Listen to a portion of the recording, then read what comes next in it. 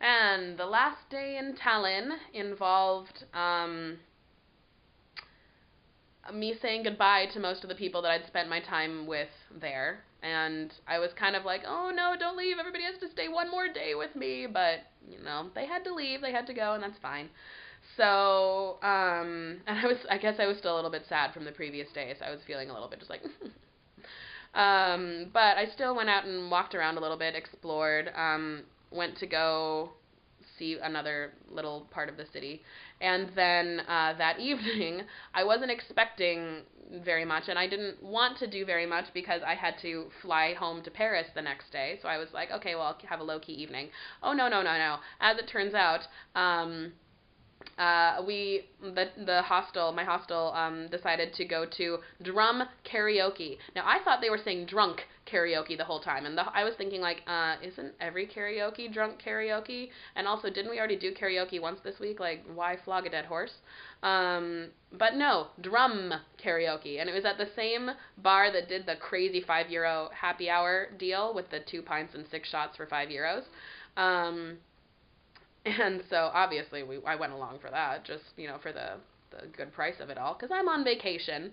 And sure enough, there was a drum set, and you did the drum track along with the song. Except what was hard about it is that normally with like singing karaoke, with vocal karaoke, you've got the words on a screen to tell you when to sing which words. You didn't have that with drum karaoke, you just had to make it up. But most of the people that went before our table, and yes, I did do drum karaoke, give me a second, but most of the people who went before us were all professional drummers, so they were just like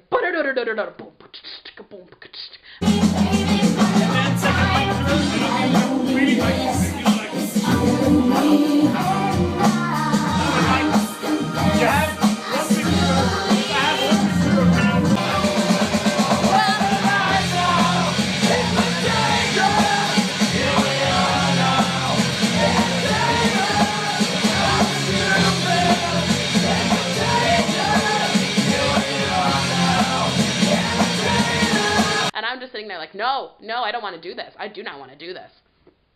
Because I don't know how to drum. I know how to sing. At that point, you know how I feel about singing karaoke. I would have sung up there before I would have played drum karaoke. But they called my name, and I did Hang Me Out to Dry by the Cold War Kids, because I knew it was a fairly slow-tempoed song, so I knew I could keep up with it, and it was still just, I didn't know which pieces of the drum kit made which sounds, so I was kind of just being like, okay, not my finest hour, I must admit.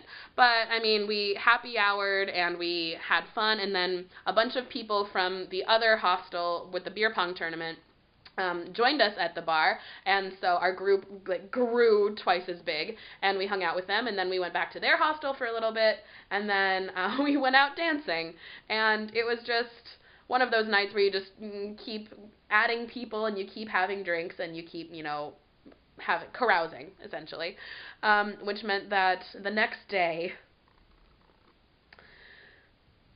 when I had to catch a plane at 1 p.m., I had to leave for the airport at 11 a.m., I was dragging, I will be honest. I was miserable. I had this cloud over my head.